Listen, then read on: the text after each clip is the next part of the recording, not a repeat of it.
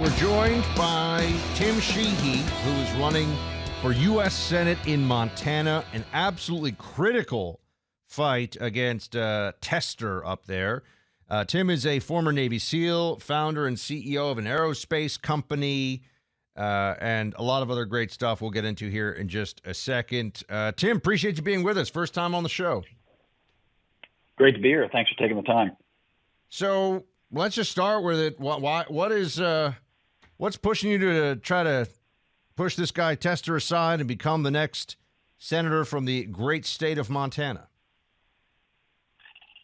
Well, to be honest, I'd rather be doing something else. I got a great business. I got 4 young kids, and we live out in our farm and ranch in Montana. So I'd love to stay here and not have to waste my time in the swamp. But the reality is, America's at a crossroads. And in summer 2021, I watched Kabul fall in the most disgraceful, despicable, shameful, display of American idiocy in a generation. And, I fought there. My wife fought there. She was a Marine Corps officer.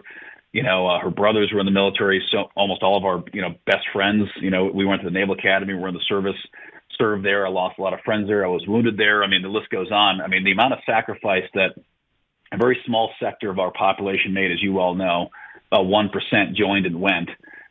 Most of America was never affected by the war. So those of us who went again and again and again and had deep relationships there were so disgusted to see the way in which Joe Biden and his lackeys dishonored all of our sacrifice and made a fool of our country at the end of our nation's longest war. And, I worked so hard to get friends and allies, interpreters out of there alive while our government did nothing. So, that experience really woke me up to the fact that, if good people don't get involved in government, if good people don't get involved and try to be part of the solution, we're never going to get this country back. So that's why I'm doing it. That's why I'm here. And let's get to work. We're talking to Tim Sheehy. He is the Republican nominee in Montana getting ready to take on Jon Tester. For people out there listening in Montana and certainly around the nation who are paying attention to what could be a race that would flip control of the Senate, Jon Tester has gotten by the past several cycles by claiming that he's just kind of a moderate, middle-of-the-road guy, old Montana farmer who just tries to make common sense decisions. The data doesn't actually support that he does that. For people who might have bought that argument, now that you have dove into this and you are running, what does Jon Tester actually do in office as opposed to what he says he's going to do? Well, again, I mean, Tester has 2 acts he plays. When he's in D.C., he's a loyal foot soldier for Chuck Schumer and Joe Biden.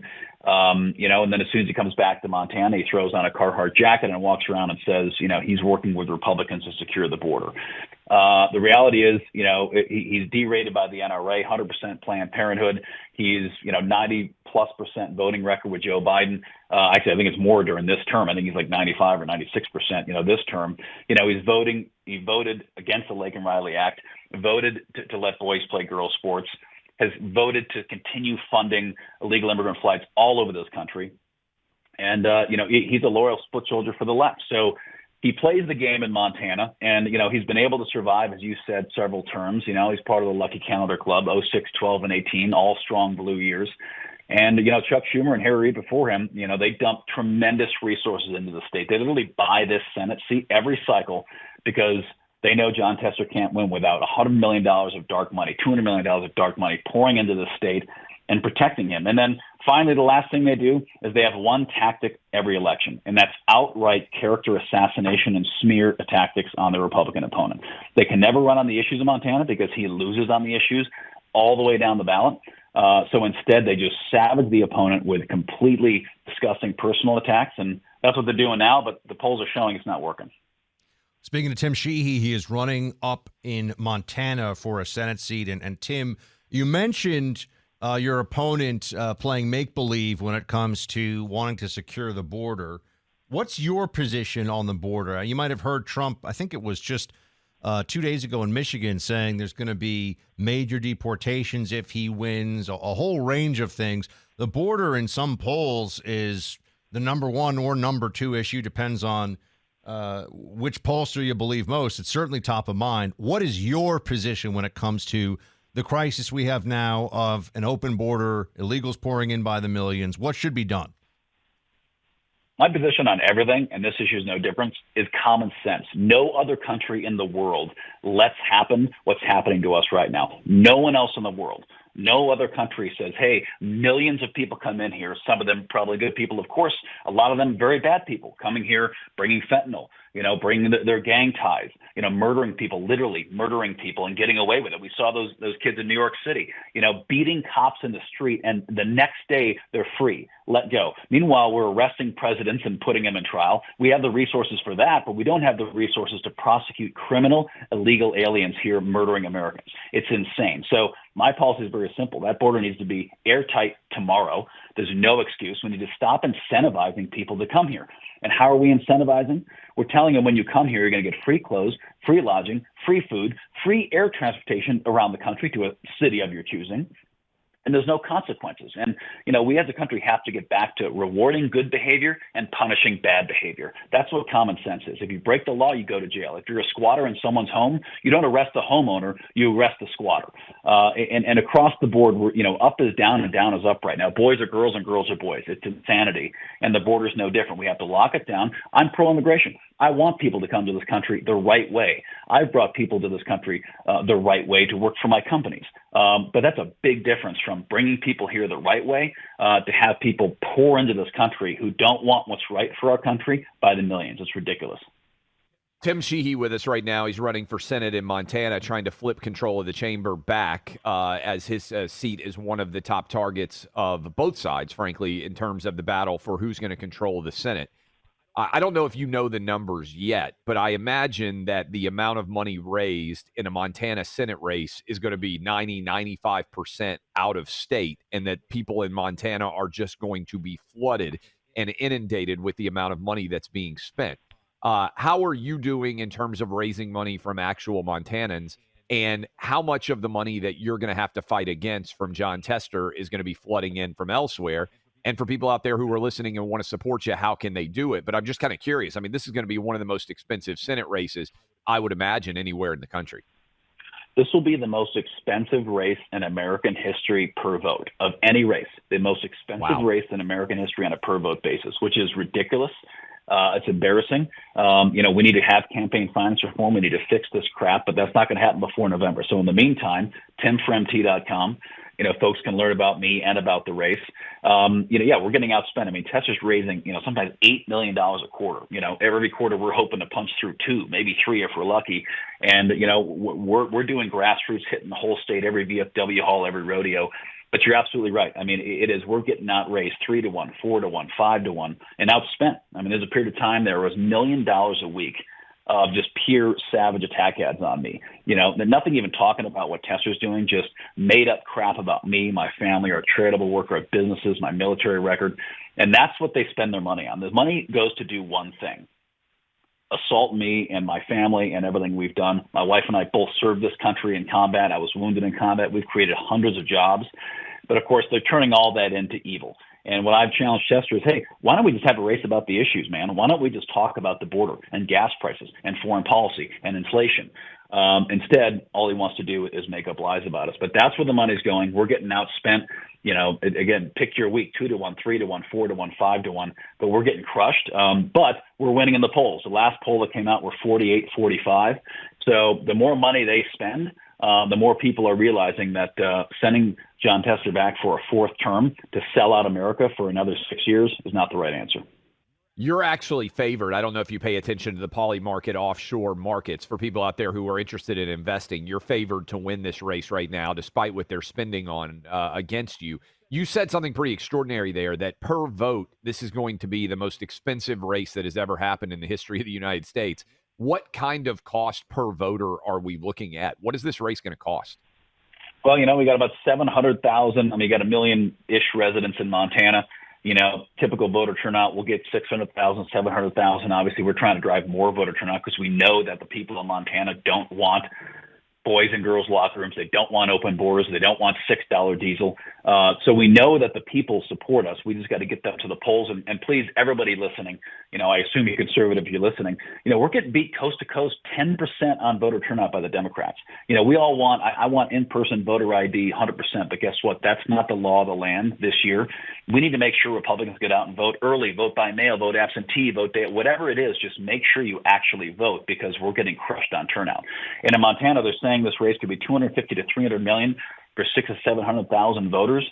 That's crazy. Those are crazy numbers. Exactly. It's insane. But, that's where we're at. And we're not going to beat them on the money side. We know that, but we got to have enough to fight back. I'm not going to be able to have more ammo, but I got to be able to fight back. Tim, you got a big chunk of it's funny because I think to people who haven't spent a lot of time in Montana and don't know the state particularly well, it's a Republican state, right? If you look at the voting demographics and party registration, but there's a big chunk of independents who can swing it one way or the other, right? Is that the breakdown in Montana? I remember someone telling me, Bozeman's obviously very blue, a couple of other little blue pieces of the state, but the rest of the state's very red. Just give us a sense of how that all comes together and how independents, view this race and why you think you're able to get more of them. Yeah, no, thank you for asking that because you're absolutely right. There's an oversimplification of what people think Montana is politically. They say, well, they're a big, square, empty Western state, so they must be deep red. And the fact is, it's far more complex than that. I mean, yes, Trump won the state by 20 points, 17 points, he landslide the state. But the reality is just 9 years ago here in Montana, 7 out of 8 statewide elected offices were Democrats. And today, 8 of 9 are Republicans. And that just shows the shift. The state has not changed. What's changed is the Democrat Party has left the state.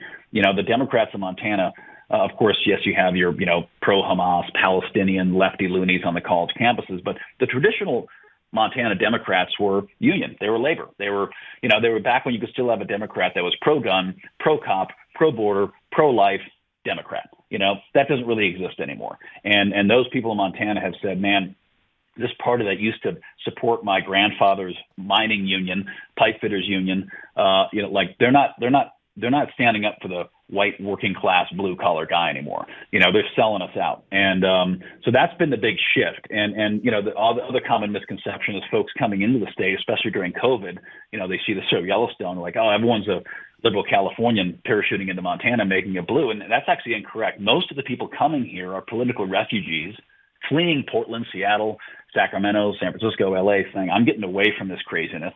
I'm getting away from, homelessness and crime and crazy taxes. And I'm going to move to a state where I'm going to be free. And they're bringing those values here.